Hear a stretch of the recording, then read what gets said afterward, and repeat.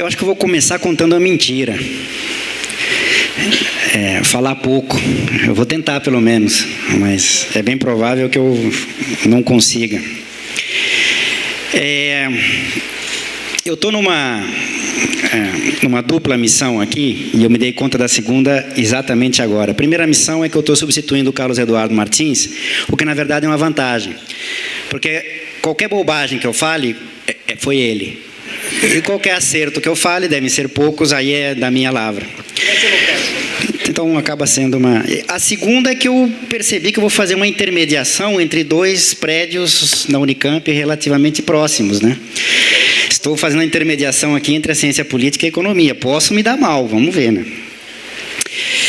E, para ficar nos preâmbulos ainda, eu vou exercer algo que, pelo jeito, vocês gostam, porque continuam me chamando para falar na CEP. Eu vou provocar, que é um mal da família. Alguns já chamaram isso de carcanholismo. Mas, enfim, faz parte do ser italiano e para instigar o debate. Bom, o tema que calhou, né, na substituição do Carlos Eduardo, manifestações sociais no Brasil sob o neodesenvolvimentismo. O que eu vou fazer? Eu vou primeiro tratar do final, o neodesenvolvimentismo, por uma razão muito simples. Porque, do meu ponto de vista, o debate está mal parado. As pessoas não sabem do que estão falando quando falam neodesenvolvimentismo. Pior, algumas têm um entendimento, outras têm outro, acham que estão conversando a mesma língua, quando na verdade não estão. E, num segundo momento, a partir do que eu acho ser o neodesenvolvimentismo, eu vou tentar, daí, problematizar, se vocês quiserem, eu odeio a palavra, mas não me ocorre outra melhor no momento, a questão dos problemas sociais, das manifestações sociais, das lutas populares, em função do que é estruturalmente o neodesenvolvimentismo. Então, vou fazer as provocações nessa direção. Eu vou partir aqui de duas... não são hipóteses, porque algumas delas eu vou tentar demonstrar, portanto, passariam a ser teses, mas, enfim, pelo menos a primeira. Começar de dois pontos de partida é, no mínimo, redundante, mas, enfim, eu tenho dois pontos de partida para a introdução. O primeiro deles é o seguinte, a respeito do neodesenvolvimentismo. Como o neodesenvolvimentismo é uma falsa alternativa, e aqui a alternativa tem que ter um referente, é uma falsa alternativa ao neoliberalismo, isso eu vou tentar demonstrar, ele não resolve os problemas estruturais, portanto, não é surpresa, não estou dizendo que os problemas sociais e as manifestações de junho do ano passado fossem previstas, pegou todo mundo de calça arreada. Mas, analisando pós-festum, ex post, que esses protestos e lutas sociais tenham se apresentado na intensidade que se apresentaram, sabendo que o neodesenvolvimentismo não é uma alternativa, uma falsa alternativa, não nos surpreende, ex post. Segunda coisa é que, de alguma forma, e aqui eu estou pensando alto, portanto, dialeticamente, o neodesenvolvimentismo também se manifesta nos protestos. Quando a gente vai analisar quais são as propostas, de fato, nesses protestos, a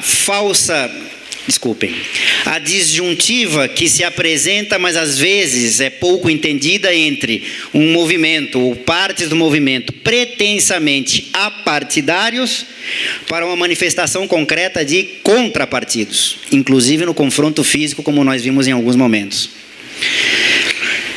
Relacionado a isso, o crescimento da direita organizada, fascista, se alguns quiserem. Eu não estou brincando, tudo bem que era o famoso meia dúzia de dois, na verdade eram 3 ou 4, mas o meia dúzia de dois, eu vi gente em algumas passeatas fazendo isto, não preciso explicar. Ou seja, o que eu quero dizer é que, de alguma forma, dialeticamente, o neodesenvolvimentismo também se manifesta nos protestos, porque nós vivemos um profundo ambiente de crise política, inclusive dentro da esquerda. É por aí que essa é a premissa, e a outra é uma tese que eu vou procurar demonstrar. Bom, neodesenvolvimentismo. Eu acho que o debate está mal parado, há um mal entendido. E um mal entendido não porque as pessoas tenham dificuldade de entender as coisas, embora isso possa ser verdadeiro para algumas das pessoas. Mas também por uma questão concreta, não é só um problema nas ideias. O neodesenvolvimentismo não é uma ideologia consolidada. Ela mesma, quando se apresenta, ela não se apresenta de maneira consolidada. Portanto, ela se apresenta com distintos significados, em diferentes níveis de abstração e às vezes sobrepostos. Às vezes, é uma mera mudança de política econômica, e assim se apresenta. Às vezes, ela é uma pretensa mudança de estratégia de desenvolvimento no nível de abstração maior. Se é ou não, vamos discutir daqui a pouco. Pelo menos assim ela se apresenta. Às vezes, ela é tida, o neodesenvolvimentismo, como um sinônimo do famoso neoestruturalismo, ou a nova CEPAL dos anos 90. Não tenho tempo de discutir isso aqui. Mas o que não significa exatamente a mesma coisa de uma mudança na política econômica e uma mudança na estratégia de desenvolvimento. Então, tem distintos significados, às vezes sobrepostos. O meu ponto aqui para tentar analisar o neodesenvolvimentismo é que, independente não, mas mais além desses distintos significados, que permitem inclusive o não entendimento do fato de que ela não é uma ideologia consolidada, é que esses distintos significados, como uma pretensa nova coisa, qualquer que seja a coisa em qualquer nível de abstração, tem que ser feita em relação a um referente, a alternativa em relação a quê? Independente do nível de abstração. E a alternativa em relação ao neoliberalismo. Como todos nós sabemos, em algum momento do debate, não só brasileiro, como latino-americano e até mundial, neoliberalismo virou xingamento. Você estava xingando a mãe do cara quando você falava que ele era neoliberal. Então as pessoas colocavam ofendidas e tal, né? Enfim, o pessoal da PUC do Rio, que eu tenho alguns amigos lá, pasmem. Eu jogo bola com alguns deles, quartas-feiras, desfalquei a pelada ontem. Alguns deles gostaram. Outros não. É quase um xingamento, né? Mas eu não brigo muito por nomes, pode chamar de X. Meu ponto aqui é o seguinte: se o neodesenvolvimentismo se pretende uma alternativa, algo diferente em qualquer nível de abstração ao neoliberalismo, que raios é o neoliberalismo? E aí começa a brincadeira, porque as pessoas não sabem o que é o neoliberalismo. O neoliberalismo, isso eu estou falando com base nos neoliberais. É chato, é um pé no saco ler os caras, tem que tomar um engove para poder... Tá. É o que eu esqueço que está sendo filmado. Mas na hora que você vai ler os caras, o Hayek, von Mises, Friedman, é chato, eu sei. Popper, o Popper estava lá em Montpellier, as pessoas deixam o Popper de lá, ele estava lá. O Friedman era estagiário, servia café, o Popper estava lá dando tom. É verdade. Por causa, inclusive, da questão da idade. O neoliberalismo não se define no nível de abstração da política econômica. Porque seja uma análise que defenda, seja uma análise crítica, é muito comum, inclusive dentro do campo nosso da economia mesmo, política e da crítica da economia política, achar que o neoliberalismo é sinônimo do tripé satânico. Regime de metas inflacionárias, política de mega superávites primários e flutuação cambial, suja ou não suja, se a lavadora é boa ou não, enfim, não importa. Mas, ou seja, uma mera instrumentalização pseudotécnica das variáveis monetárias, fiscais e cambiais. E o neoliberalismo aí não se define. Ele não se define no nível de abstração da política econômica. Se define no nível de abstração maior da estratégia de desenvolvimento. Para aí é o ponto. O que é o neoliberalismo? A estabilização macroeconômica como pré-requisito é uma condição necessária, mas não suficiente. E, a partir daí, tendo isso como pré-requisito, reformas estruturais, em outro nível de abstração, mudando o marco estrutural daquela sociedade, que tenham como sentido o aprofundamento do fato de que as relações sociais, quanto mais forem intermediadas por relações mercantis, melhor. Porque aí você tem um modelo abstrato ideal, de acordo com aquelas premissas, você prova matematicamente que a partir dali você vai ter uma perfeita alocação dos recursos e um estado de ótimo paretiano, inclusive bem-estar social, com distribuição, etc, etc, etc, de acordo com as produtividades marginais, enfim. Então está em outro nível. E as intervenções práticas dos neoliberais são justamente a tentativa de tornar a realidade concreta o mais próximo possível daquelas premissas que, a partir delas, comprova-se matematicamente que chegaremos no ótimo social paretiano. Então, as reformas neoliberais são justamente reformas estruturais de abertura comercial, financeira, desregulamentação de mercados, liberalização, de mercados de trabalho e financeiro, os outros a gente pode até deixar de lado, porque só os financeiros de trabalho são os principais, eles não falam. Quer dizer, falam, mas a gente às vezes não escuta. Porque a promessa é que, feitas as reformas estruturais neoliberais, retoma-se, porque o ambiente competitivo, tem todo o linguajar deles, vai promover a concorrência, a retomada do investimento, crescimento, desenvolvimento e distribuição. E como é que se consegue a estabilização macroeconômica? E aqui vem outra característica do carcanholismo, que é falar palavrão. Foda-se. Não importa. Claro, se puder ser feito à la ortodoxa, melhor, mas é que às vezes, aliás, política econômica tem a ver com conjuntura. Às vezes, dependendo da conjuntura, não dá para ser ortodoxo. Por isso que eles não tiveram nenhum problema nos anos 90 em defender a estabilização macroeconômica controlando o preço-chave, que era a taxa de câmbio. O que, numa perspectiva ortodoxa, parece algo inimaginável. Para eles não tem nenhum problema. Porque a condição necessária, a premissa é que você tenha estabilização macroeconômica. Obteve, controlando a inflação e os gastos públicos, fazemos as reformas neoliberais. Portanto, percebam que propor mudança de política econômica, crendo-se anti-neoliberal, não sabe o que é neoliberalismo. Bom, se isso é o neoliberalismo, o que ele provocou? Rapidamente, do meu ponto de vista, essas reformas neoliberais, com as especificidades regionais e em cada país, mas de um ponto de vista mais estrutural, se vocês quiserem, as reformas neoliberais aprofundaram os condicionantes estruturais da dependência das nossas economias na região, na América Latina, e podemos estender isso para outros lugares. Não estou discutindo aqui grau de dependência. Brasil não é igual a Paraguai, mas enfim. Brasil não é Estados Unidos, embora alguns achem, ou gostem de achar que. Por que isso? Porque as reformas neoliberais, seja no plano comercial, seja no plano financeiro, ou outros mecanismos, tem a ver com a dívida externa, tem a ver inclusive com a dívida interna pública, enfim, mecanismos, aprofundou os distintos mecanismos e criou outros de transferência de um valor produzido por esses capitalismos dependentes, mas que vão ser realizados e, portanto, vão fazer parte da acumulação de capital no centro, e não aqui. E, portanto, aprofundou a necessidade que esses capitalismos dependentes têm de superexplorar a força de trabalho, para deixar algo aqui ainda e criar alguma dinâmica de acumulação de capital interna. E como, enfim, não tenho tempo até porque eu prometi que ia falar pouco, isso repercute do ponto de vista social. Os problemas sociais se agravam, concentra-se mais ainda a renda, que é fluxo, e a riqueza, que é estoque, é propriedade, é patrimônio, e as repercussões sociais que isso traz. Bom, a questão que se coloca na virada dos anos 90 para o século XXI é: se o neoliberalismo conseguiu, ou melhor, se o capitalismo dependente neoliberal, para dar duas adjetivações, conseguiu aumentar a superexploração da força de trabalho, por que a América Latina não cresceu nos anos 90? Aí tem várias coisas, mas eu vou tratar de uma delas porque é essa que me permite entrar na discussão do neodesenvolvimentismo. Um dos argumentos é o seguinte: porque embora, não com essa terminologia evidentemente, porque embora tenha sido aumentada a massa de mais valor ou de mais-valia, a apropriação, a lógica da apropriação crescente dessa produção de mais valor, crescente por causa do aumento da superexploração da força de trabalho, foi uma lógica cada vez mais financeiro-fictícia. Não vou brigar aqui por categorias, eu não estou na mesa aqui para falar de capital fictício.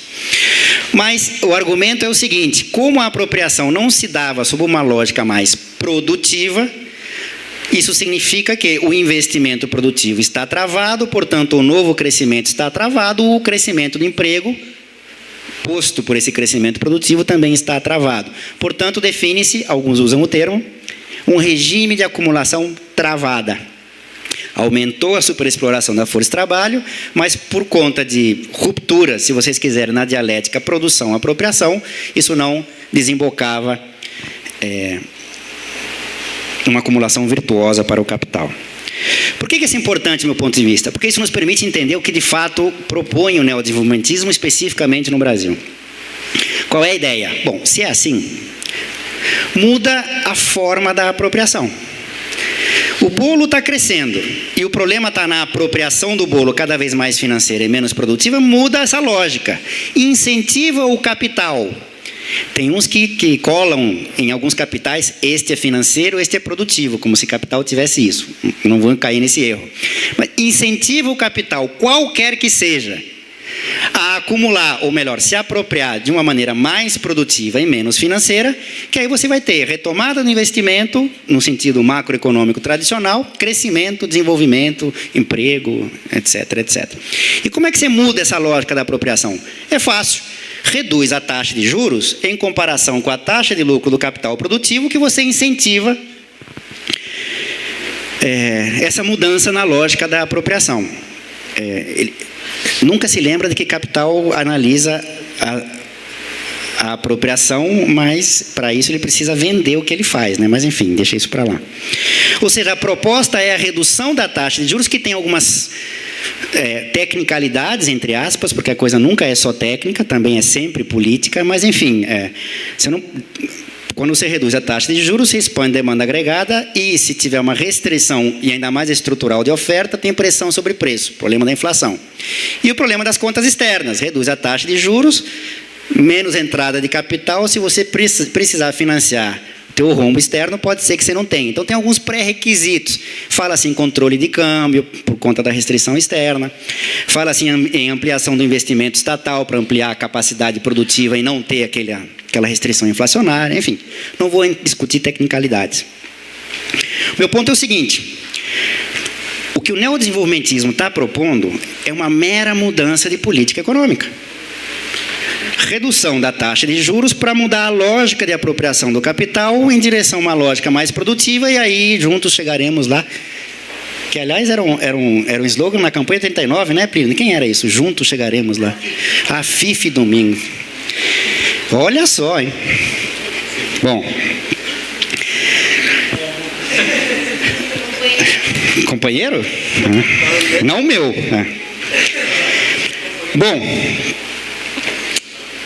percebam que a conclusão aqui é óbvia. Se o neodesenvolvimentismo se apresenta como uma alternativa na mudança da política econômica, não vou nem discutir erros e acertos do argumento, na mudança da apropriação e tal, mas o neoliberalismo não se define nesse nível de abstração, se define no nível de abstração das reformas. O que o neodesenvolvimentismo está nos dizendo? Não vamos mexer na estrutura, não vamos mexer nas reformas, e o argumento aqui às vezes é cretino, vamos usar a palavra, porque o argumento pseudotécnico é o seguinte: o custo de reversão das reformas, que há, não estou dizendo que não existe, é tão maior em relação aos benefícios que é melhor não fazer a reversão das reformas e vamos administrar os problemas. Eu chamo isso de cretinice, mas enfim. Se é assim, o neodesenvolvimentismo no Brasil é uma falsa alternativa. Se propõe a mudar a estratégia de desenvolvimento, as reformas estruturais neoliberais, tendo como pré-condição a estabilização? Não. É uma mudança de política econômica, e eu poderia até discutir isso criticamente. Sim, no discurso, porque se a gente for olhar na prática, mas não é meu ponto aqui. Qual é a lógica? A redução da taxa de juros para retomar investimento, crescimento, com impactos favoráveis ainda na taxa de crescimento da dívida pública, porque a taxa de juros, de alguma maneira, corrige um pedaço do estoque da dívida pública, e com a redução da taxa de juros também você não tem um risco de valorização da taxa de câmbio, pela atração do fluxo de capitais, potencializando, portanto, as exportações. E não se enganem, o neodesenvolvimentismo também tem algo a dizer sobre as políticas públicas e sociais. Sobre isso não era eu que tinha que estar aqui, era o Rodrigo que está lá atrás, né? A vertente social liberal do neodesenvolvimentismo. Não o Rodrigo, o que ele tematiza criticamente, tá? Porque senão vai dar confusão na saída aí. Porque algum argumento dos caras é o seguinte: não, mas nós não somos neoliberais, nós temos algo a dizer sobre políticas públicas sociais porque defendemos o papel ativo do Estado. Ponto. Primeira coisa, neoliberal não se define por ausência do Estado. Já eu volto ao velho Friedman, eles têm algo a dizer sobre política social, eles têm uma teoria da distribuição, eles têm uma teoria sobre intervenção do Estado. A questão é qual a teoria que eles têm. Não é a bandeira, não é a temática que define corrente teórica, desculpem a redundância, mas a teoria que você está usando em cada uma das bandeiras, em cada uma das temáticas. Me parece óbvio. E aí, quando você vai checar qual é esse papel ativo do Estado, e checa com as propostas neoliberais, não só dos ideólogos, mas das instituições de implementação dessa estratégia, Banco Mundial, é a mesma coisa. Focalização, capacitar o indivíduo. Então, você passa a trabalhar a temática da distribuição da desigualdade do ponto de vista do indivíduo, as classes sociais foram para o lixo com isso. O caráter compensatório, e aí se os problemas são estruturais, você tem um caráter compensatório ad eterno, o famoso moto perpétuo. E tudo com base na famigerada teoria, se é que isso é teoria, do capital humano. Aliás, nota de rodapé, eu vou fazer só uma, tá? É até sacanagem que o cara morreu agora, pô. O Gary Becker. Mas enfim, eu não vou me lembrar, acho que o João pode lembrar isso melhor do que eu. Em determinado artigo, o Gary Becker, um dos caras lá de Chicago, do Teoria do Capital Humano, se dá conta de que ele diz o seguinte: espera aí, se eu estou chamando de capital tudo aquilo que pode ser estocado e a utilização desse estoque me permite obter alguma renda durante algum período, uma relação estoque e fluxo, e é assim que eu defendo o capital humano, ou seja, uma acumulação de estoque de capacidades, etc, etc, e com isso eu encontro um emprego melhor e melhor salário, portanto tenho um fluxo de renda. Vou ter que terminar pelo menos a nota de rodapé, né? Ele chega à seguinte conclusão: então, se eu juntar 3 ou 4 elefantes, botar ali na pracinha e cobrar ingresso para ver os 3 ou 4 elefantes, inventei a categoria capital elefante. O próprio Gary Becker se dá conta do rigor teórico da categoria capital humano. Bom, e para as manifestações sociais, para dizer algo sobre isso, como eu disse, eu vou provocar. Se o neodesenvolvimentismo não é uma mudança da estratégia de desenvolvimento, a manutenção da estrutura, ou seja, não é só a manutenção das reformas neoliberais, foram aprofundadas nesses governos. Não vou entrar no mérito. Aumenta a condição dependente, aumenta a necessidade do capitalismo dependente superexplorar a força de trabalho e, portanto, os problemas sociais estruturais não só permanecem, como são aprofundados. Isso explica o que está por trás do estouro das lutas populares e sociais, que, como tem razão o Armando, não começam em junho de 2013 e vem de antes. Apontamento sobre a questão, porque o tempo está acabando. O Plínio até fugiu de mim. Olha o bloco de poder da Unicamp lá do lado.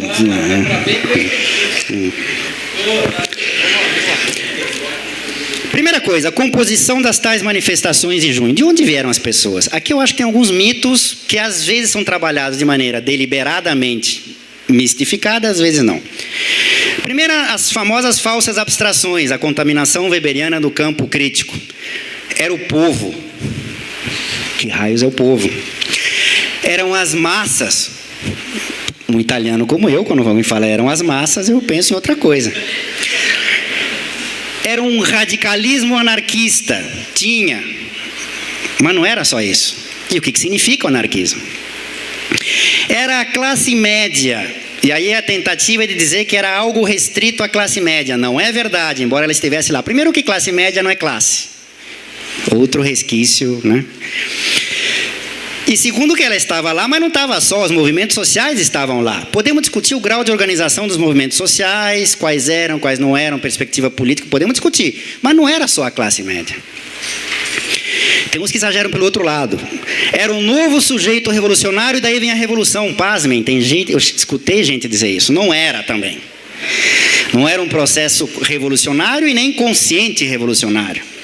Várias pautas, heterogêneo, direção às vezes difusa, às vezes, não estou dizendo que não tenha direção e que ela não, quando ela tem, ela seja difusa. Mas enfim, era um processo social como costuma ser um processo social. Ah, sim, e a ideia não era o socialismo, tá? História do... Se vocês quiserem juntar essa difusão, essa heterogeneidade, você pode dizer que era uma cobrança por mais Estado, mas não mais Estado no sentido neoliberal. Embora se apresentasse como mais Estado para poucas e pontuais coisas, eram poucas e pontuais coisas que, em algum nível, em algumas questões, são uma pedra no sapato para o neoliberalismo e, às vezes, para o capitalismo. Vocês acham que enfrentar o lobby das empresas de transporte urbano promovendo o passe livre não é algo revolucionário? Claro que é. Daí não vem a revolução. Mas a lógica desse tipo de pauta é uma lógica contraposta à lógica mercantil capitalista. Se não for, eu não sei nem o que é mercantil, nem capitalismo, nem socialismo. O que pode ser verdade. Outra coisa, o tal fenômeno urbano dos protestos, isso é importante. Aqui, aí eu lembro duas coisas. Primeiro, o Armando tem toda a razão. O crescimento exponencial das greves, das lutas sociais e sindicais, que vem antes de junho de 2013. Portanto, não é um fenômeno conjuntural. E segundo, a mercantilização, que é um neologismo para dizer aprofundamento do capitalismo no espaço urbano. Crescente especulação imobiliária, associação da lógica da renda da terra com o capital fictício. E ainda promovida pelo Minha Casa Minha Dívida. Eu não errei. O limite de uma tentativa de manter uma resposta à crise da economia mundial pelo consumo com endividamento creditício, a lógica da economia As Casas Bahia. Tem um limite, chegou no limite. E, por suposto, relacionado a isso, a criminalização da questão social é um falso conceito, mas enfim, que redunda na militarização. Lá no Rio de Janeiro, as UPPs, e tem coisas que eu prefiro não contar porque está sendo gravado e transmitido ao vivo, senão eu também vou ser jurado de morte. Já contei. E alguns, inclusive, foram mortos. Bom, meu tempo acabou, né? Eu quero terminar só dizendo o seguinte. A pergunta que vem é, dada essa coisa toda, ainda mais os de fora, essas manifestações podem se radicalizar agora no contexto da Copa do Mundo? E minha resposta é sim. É claro que tem um elemento conjuntural da Copa do Mundo, mas não só por causa dele. Podem se radicalizar, mesmo apesar da Copa do Mundo. Embora a conjuntura seja importante. E por quê? Porque a origem dos problemas que estão sendo sentidos pela população, pelas lutas populares com maior ou menor consciência, são problemas reais. O que é falso não são os problemas, o que é falso é o neodesenvolvimentismo como alternativa para resolver esses problemas. Muito obrigado.